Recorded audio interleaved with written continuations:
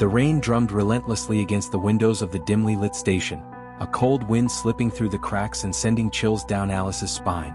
She pulled her coat tighter, glancing at the station clock, 9:47 p.m.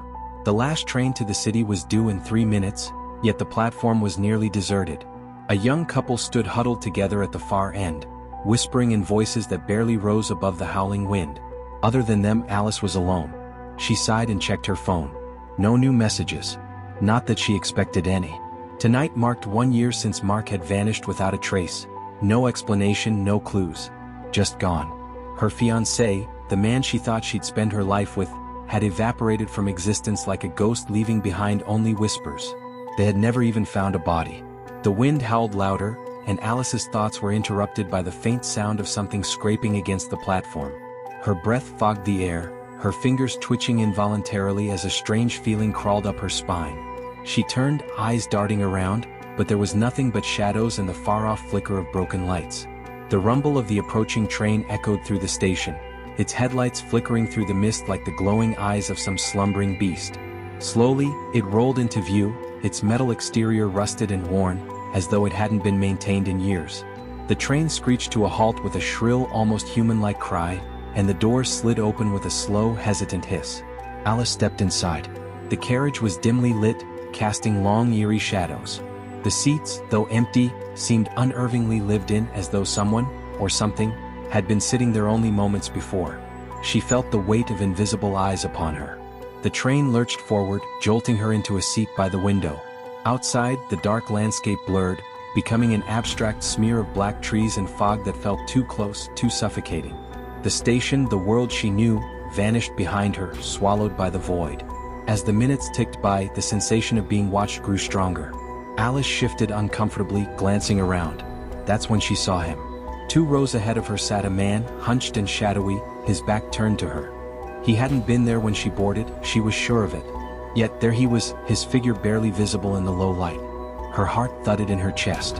No, it couldn't be. Mark? The name slipped from her lips before she could stop it. Her voice seemed to echo unnaturally in the empty carriage. The man didn't turn around. With trembling hands, Alice stood and walked down the aisle, her breath growing shallower with every step. When she reached him, her heart stilled. Slowly, she reached out and touched his shoulder. The figure turned.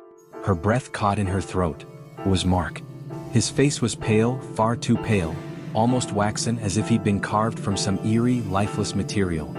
His eyes, once warm and familiar, were dark and hollow, staring back at her with a glassy sheen that made her blood run cold. "Alice," he whispered, his voice low and brittle like the crackling of old leaves. "You shouldn't be here." She stumbled backward, her skin prickling with terror. "Mark, what happened to you?" Her voice was shaky, her heart hammering in her chest. Mark stood slowly, his movements unnaturally stiff. "I tried to warn you, Alice. I tried to protect you. But now it's too late." The train groaned as if reacting to his words. The lights flickered, plunging the carriage into near darkness. Shadows stretched and twisted in unnatural shapes, crawling along the walls like grasping hands. The train's slow chugging began to distort, the rhythmic clatter of the wheels morphing into something irregular, something wrong. Alice backed away, panic seizing her. "Too late for what?" "You shouldn't have come looking for me," Mark said, his voice a low, ghostly rasp. "Now they know." "They?" Alice's voice quivered, her body shaking with dread. A sudden, bone-rattling crash echoed from the front of the train, followed by an unnatural screeching sound, like nails dragging across metal. The train shuddered violently, throwing Alice against the wall of the carriage. Her vision blurred for a moment, and when she looked up, the world outside the window had changed. No longer were there trees and fog. Instead, grotesque shapes writhed in the blackness outside, figures too misshapen to be human, crawling and wriggling through the landscape as if searching for something. Their hollow, eyeless faces pressed against the windows, their mouths hanging open in a silent scream. Alice's blood turned to ice. Mark's face twisted into an expression of sorrow. "I tried to keep you away from them, Alice, but they found us." A loud, metallic clang reverberated through the carriage as one of the windows shattered. Black tendrils slithered in, snaking along the walls and ceiling, their unnatural movements sending shivers down Alice's spine. "We have to get off this train," Mark said suddenly, his eyes wide with urgency. He grabbed her hand, his cold fingers sending a shock through her. "Now." Before she could argue, Mark pulled her toward the door. The train jolted again, the screeching sound growing louder, more frantic as the dark figures outside pressed closer. Alice's mind raced, her heart pounding in her chest. What was happening? Was this a nightmare? Had she gone mad? Mark yanked the door open, and a blast of freezing wind hit them. Beyond the train, there was nothing but endless blackness, a void stretching out in every direction. The grotesque figures crawled through the darkness, their eyeless faces turned toward her, their mouths open in silent, hungry screams. "We have to jump," Mark said, his voice strained. "It's the only way." Alice's heart lurched. "Jump? There's nothing out there." "There's no time to explain," Mark hissed, his grip tightening. "If we stay, they'll take us, and we'll never leave." Another window shattered, more black tendrils snaking in, wrapping around the seats, the walls, the ceiling. The train groaned, its metal body warping as if it were being crushed from all sides. Alice glanced at Mark, her fear paralyzing her. But something in his eyes, something still familiar, still him, made her take a deep breath. She nodded, and together they jumped. For a moment there was nothing. No sound, no sensation, just cold, endless darkness. Then they hit the ground with a jarring thud. Alice gasped for air, her body trembling from the impact. She blinked, her vision swimming, but slowly the world came back into focus. They were no longer in the train. Instead, they stood in a strange, barren landscape, the ground beneath them cracked and dry like old parchment. Above them, the sky was a sickly gray, swirling with clouds that moved far too quickly, far too unnaturally. Alice stumbled to her feet, looking around in confusion. "Where are we?" Mark stood beside her, his face pale and grim. "We're in their world now." Alice's heart sank. "Whose world?" "The ones who took me," Mark said, his voice hollow. "The ones who feed on the lost." Before Alice could respond, the ground beneath them began to tremble. The grotesque figures from the train emerged from the shadows, crawling toward them, their twisted limbs moving in sickening jerks. "We have to keep moving," Mark urged, pulling her forward. "There's a way out. But we have to find it before they find us." Alice's pulse raced as they ran, the creatures behind them growing closer, their eyeless faces turned toward her, their mouths still open in silent, endless screams. The sky above darkened further, the swirling clouds spinning faster and faster. As they ran, Alice's mind raced. This couldn't be real. This couldn't be happening. But it was. And the only way out was forward. The barren wasteland stretched endlessly in all directions. Mark's hand tightened around Alice's wrist as they ran, the eerie groans and scraping sounds of the creatures closing in behind them. Every step felt like wading through tar, the air around them thick with a strange, oppressive weight. The gate loomed ahead, old, iron, and twisted into grotesque shapes, like skeletal fingers reaching up from the ground. Beyond it, Alice could see nothing but a shimmering void. The gate? Mark's voice cut through the growing dread. "That's the way out. We're almost there." Alice's legs ached with fatigue, her lungs burning with every breath. She couldn't help but glance back over her shoulder. The creatures were closer now, so close that she could hear their low, wet gurgles, like something long dead trying to speak. Their faces, waxy and eyeless, contorted in silent screams, their elongated limbs reaching out, desperate to pull her back. Just as they reached the gate, Alice stumbled, the jagged ground catching her foot. She hit the dirt hard, pain flaring through her knees. Mark dropped to her side, pulling her up with trembling hands. "We're out of time, Alice," he shouted, his voice edged with fear. "They're coming?" Alice's gaze shot to the creatures, now mere feet away.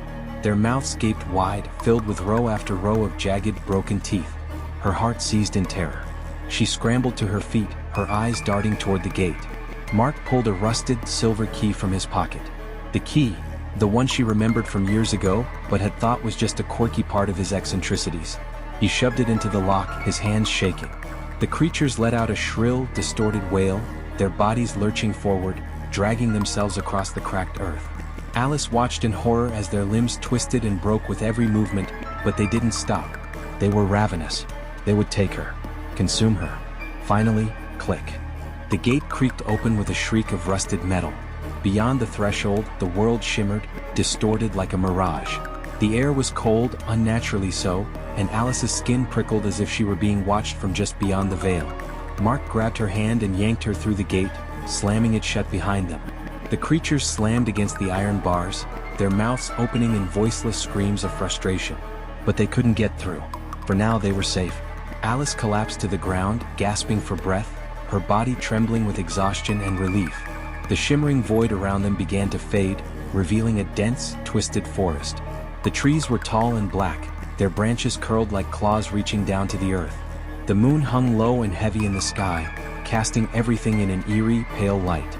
The world felt wrong, like they had escaped one nightmare only to enter another.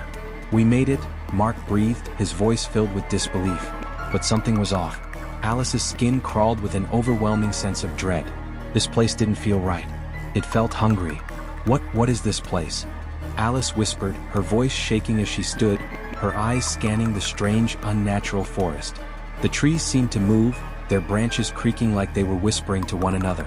Watching. Mark's face was pale, his eyes dark and hollow. "It's the way out," he said quietly, though his voice lacked conviction. Alice frowned, taking a step back. "No, this isn't right. We didn't leave, did we?" Mark's expression flickered, something dark passing over his face. "We're safe now, Alice," he said too quickly. "That's all that matters." But Alice wasn't convinced. The more she looked at him, the more something seemed wrong. His face, it was too pale, too still. And his eyes, they were dull, empty, as if the light behind them had been snuffed out. Her breath caught in her throat. "Mark, what happened to you?" she whispered, her voice trembling. Mark's smile was faint, thin, like it had been carved onto his face rather than formed naturally. "I told you I was trying to protect you." Alice took another step back, her heart pounding in her chest. "This isn't real, is it? We're still trapped?" Mark's eyes darkened. "I did protect you," he said softly, his voice unnervingly calm. "I brought you here, away from them." A cold realization washed over Alice. She turned, looking back at the gate. The creatures, the ones that had been chasing them, they were no longer banging against the bars. Instead, they stood perfectly still, their eyeless faces turned toward her, staring, watching. And then, something horrifying dawned on her.